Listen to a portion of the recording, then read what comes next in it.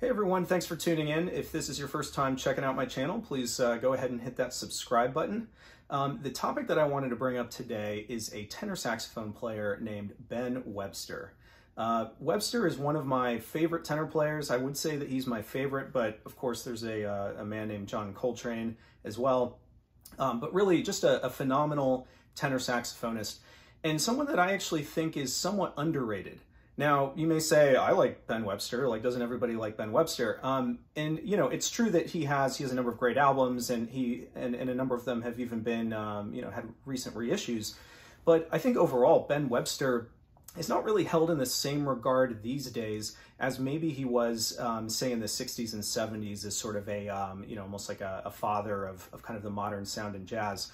And I just can't get enough. Ever since I started collecting, started hearing records by him, by Coleman Hawkins, by others, and I just really gravitated towards Ben Webster and made a point of trying to track down some of his greatest albums that he put out.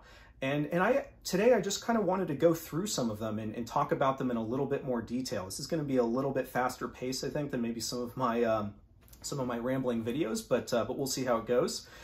So the first thing that I wanted to bring up is a little bit about his background, and I'm going to try not to just repeat what you can find on Wikipedia.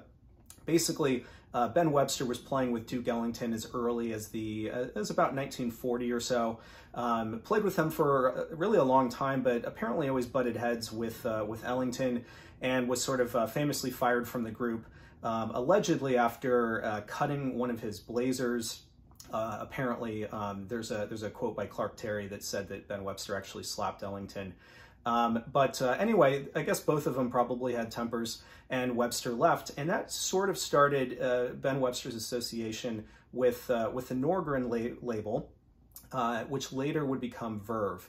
And that's kind of where I want to start here, actually.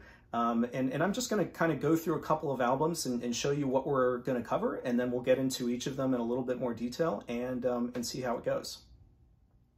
All right, so diving right in, I'm going to start out with Ben Webster's King of the Tenors. Now, this one wasn't originally called King of the Tenors. It was originally put out for Norgren, 1954. It was called The Consummate Artistry of Ben Webster. It was reissued later, and I've owned copies of that original pressing, and I've had just a really hard time finding anything in top shape. Came upon this King of the Tenors version. It was early enough for me. It sounds great, and fortunately it's clean. But again, 1954, and that's the first one we're going to talk about. The second one is 1958, I believe, and this is probably one of my favorites. And maybe at the end I'll actually line these up and say which are what's my favorite in order. But this is the Art Tatum Ben Webster Quartet. Super solid album. This is another one that, it's had more modern reissues. It might have even been featured in the, trying to remember if this was a Vinyl Me Please reissue or if it was another label that put it out, but super solid title, 1958. Another one from 1958 is Soulville. I would say if any album of Ben Webster's is iconic, it's this one, possibly because of the cover, but also, I mean, the music is just killer, and again, we'll get into that in just a second. 1959 saw Ben Webster pretty active, still for Verve, and here we have Ben Webster meets Oscar Peterson. So, another great one, obviously two giants, really solid stuff. What else did we have in 1959? Well, there's one called Coleman Hawkins Encounters Ben Webster. I actually don't have a copy of that yet, so if everybody could just not add it to their eBay watch list until I get one, that would be great. I'd appreciate it. But another one that came out the same year is Ben Webster and Associates. So that's, another really great one. And then last one, I guess, that I'm going to cover today, and this is 1960, and that is The Soul of Ben Webster. So you can see kind of a theme here across each of these albums, all for Verve or Norgren kind of being the predecessor to Verve. And I don't know, that's just my favorite era. I mean, don't get me wrong, he's got a great album for Impulse. There's great stuff on Reprise. He has some stuff on Columbia. The funny thing is that really all of his stuff is great, but for the purposes of today, we're just going to focus on that Verve era, 1954 to about 1960, 1961. All right, so King of the Tenors. This particular pressing is from 1957, is the second mono pressing. That Verve Clef Series trumpeter logo is usually a good indication of a first pressing, but again, in this case, it's a reissue of something originally put out on Clef. On this record, you have Ray Brown on bass, Oscar Peterson on piano, and then it gets complicated because there's actually two different lineups that involve each of those musicians. So the first is with Herb Ellis on guitar, Benny Carter on alto, Harry Edison on trumpet, and Alvin Stoller on drums. The second one has Barney Kessel on guitar, no trumpeter or alto, and J.C. Hurd on drums. So essentially Webster is the only horn. My preference, if given the choice on almost any record with multiple formats, is I prefer the smaller one, and this is no different. If I had to pick one track you absolutely must hear from this record, it is definitely Tenderly. Depending on your mood going in, it could literally bring you to tears. Next up is Art Tatum and Ben Webster, which also features Red Callender and Bill Douglas. This is an original mono pressing from 1958, evident by the same trumpeter logo label that I referenced on the prior album. This was Tatum's last recording, and the session was actually recorded in 1956, but the album was only released in 1958. Tatum would pass away actually within 2 months of the recording at the age of 47. Tatum is really mesmerizing here and could easily carry albums on his own.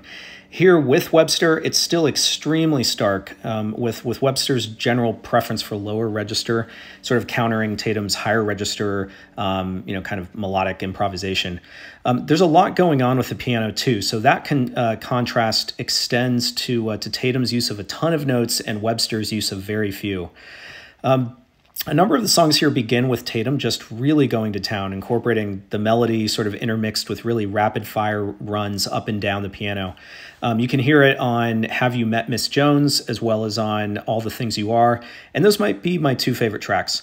Incidentally, there was a period of time in the early 2000s where this record would go for hundreds of dollars. These days, the market seems to kind of have cooled off a bit. All right, Soulville is next, another from 1958. This is not an original, but a second pressing. Again, the original would need the trumpeter label, and you'll see in a second that that is not this copy. I have had an original before, but never a clean copy, so I sort of settled on this one, which I'm sure sounds exactly the same. So here we have Ray Brown, Stan Levy, Herb Ellis, and Oscar Peterson in the lineup. It's probably Webster with the brightest tone and maybe even highest register in terms of the albums thus far.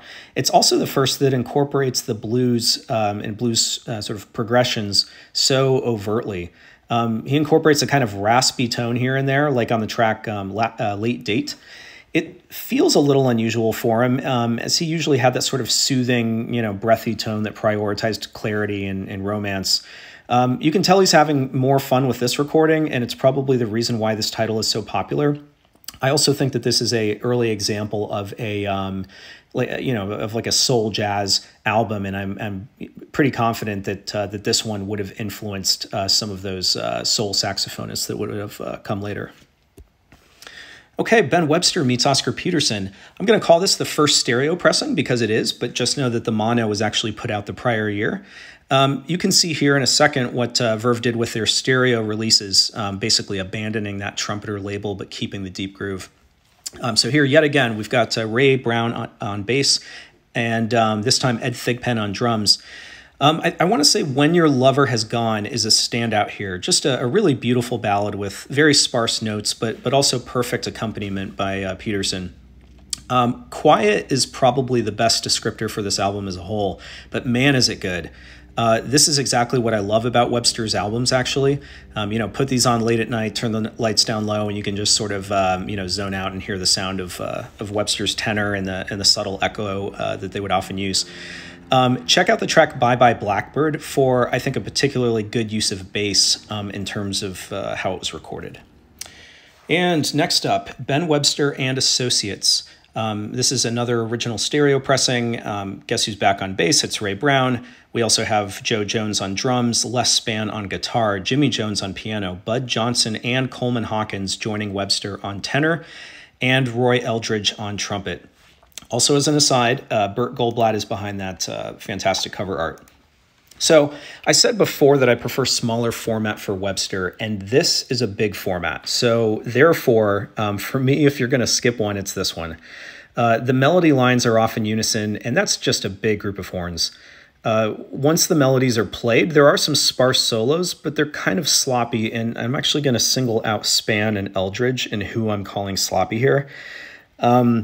Overall, the tracks are loose in feel, which I suppose is fine, but for me, it just takes away all the magic that is Ben Webster when he's doing his kind of lonely, romantic, nostalgic thing. All right, the final one, and that is The Soul of Ben Webster. Another original, this time in mono. The lineup is quite different with Milt Hinton on bass, Dave Bailey on drums, Mundell Lowe on guitar, Jimmy Jones is back actually on piano.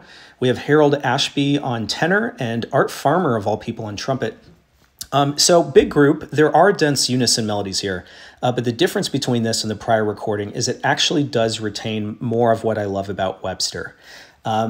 He does have some opportunities here, though, to play some rapid lines as opposed to his kind of syrupy ballads, especially on the track Fajista. I think I'm pronouncing that right.